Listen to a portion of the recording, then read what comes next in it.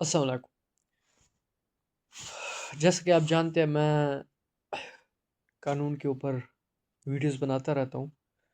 तो अब देखें जो वकील होता है इसका काम क्या होता है? इसका काम यही होता है कि ये अपने जो क्लाइंट है उसको प्रोटेक्ट करे, उसके राइट्स की हिफाज़त करे एंड उसका जो ट्रायल है in the front of court जाके लड़े। तो वकील जो है ये सिर्फ़ राइट्स की प्रोटेक्शन करता है, बल्कि ये इल्लीगली डिटेन्ड, इल्लीगली पावरफुल जो पर्सन्स हैं उनकी लिमिट्स को महदूद रखने की भी कमांड रखता है। फॉर एग्जांपल, अब एक हमारे लॉ में एक टर्मिनोलॉजी यूज़ होती है, हैबियस कॉर्पस। अब ये जो हैबियस कॉर्पस है ये क्या चीज़ है? तो ये है दरअसल illegally detained by the authority और एनीवन और एनी पर्सन। ये किसी भी फ़र्द के गैर कानूनी तौर पे उसकी जो हिरासत है, ये उसका एक प्रोसेस है, उसको कैसे डील करता है, ये हैबियस कॉर्पस 499 सेक्शन इस चीज़ को डील करता है। तो जो हैबियस कॉर्पस है ये फ़र्स्ट ऑफ़ ऑल मैं आपको बताता चलूँ कि ये तब अप्लाई होता है जब कोई लीगल अथॉरिटी इल्लीगली तौर के ऊपर किसी पर्सन को डिटेन करती है, अपने पास अरेस्ट करके उसको रखती है। तो ये इस उसके बाद वकील जो है, एडवोकेट साहब हैं, वो उस कोर्ट में हैबियस कॉर्पस की पिटीशन दायर करते हैं एंड कोर्ट से इस्तदा करते हैं कि ये जो पर्सन है इसको, ये बॉडी रिकवरी भी बोलते हैं, हाँ, बॉडी रिकवरी भी इसको बोला जाता है। तो ये तब होता है जब फ़र्ज़ किया, मैं आपको एग्ज़ाम्पल देता हूँ, पुलिस ने किसी को रोका, उसको अरेस्ट किया, इवन के अरेस्ट करके उसको थाने ले गए, उसके ऊपर एफ़आईआर भी नहीं दी, एफ़आईआर बिल्कुल दी ही नहीं है। एफ़आईआर अगर पुलिस देती है तो लाज़िमी बात है वो फिर 24 आवर उनको वहाँ पे कोर्ट में पेश करना पड़ेगा पर्सन को, तो वो एफ़आईआर भी नहीं देते। तो जब एफ़आईआर नहीं देते तो वो उसको अपने पास डिटेन नहीं कर सकते हैं, लेकिन इसके बावजूद भी अगर वो अपने पास उसको रखते हैं अपनी कस्टडी में, तो ये जो केस बनेगा ये हैबियस कॉर्पस का बनेगा, ये उन तमाम तर पुलिस वालों के ऊपर एंड प्रोसिक्यूशन के ऊपर।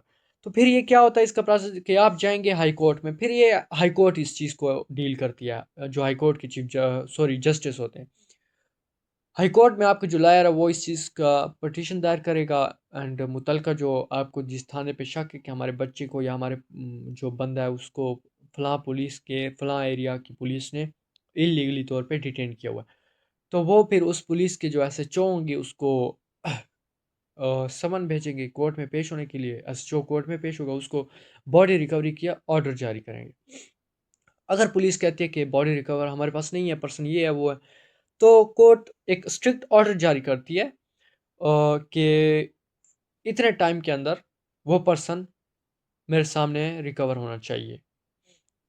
इवन कि अगर ना हुआ तो उसके बाद उनके खिलाफ जो पुलिस होती है उसके खिलाफ अ, 2 किस्म के स्ट्रिक्ट एक्शन लिए जा सक लिए ले लिए लेती है, अदालत लेती है।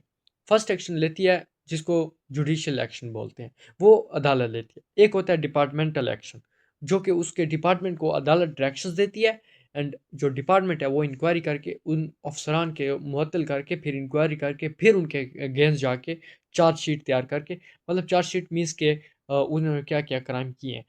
तो देखें, ये प्रोसेस होता है अगर पुलिस किसी को इल्लीगली तौर पे अपने पास रखे। तो इसलिए तो कहते हैं कि हमेशा पुलिस जो काम करती है वो भी एक लिमिट में करती है उन उन लोगों के सामने। अगर कोई गलत काम पुलिस करती भी है तो वो उन लोगों के साथ करती है जो अ, लॉ का नॉलेज नहीं रखते हैं।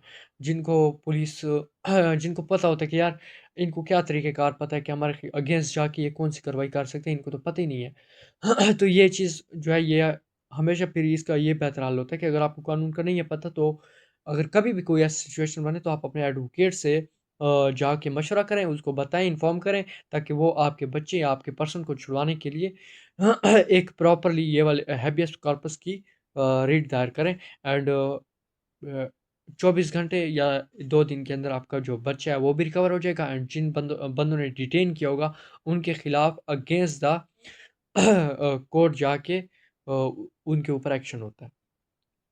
तो दरअसल ये जितनी भी मामलात हैं, ये इनकी एक अलग इनका सिनेरियो है, ठीक है।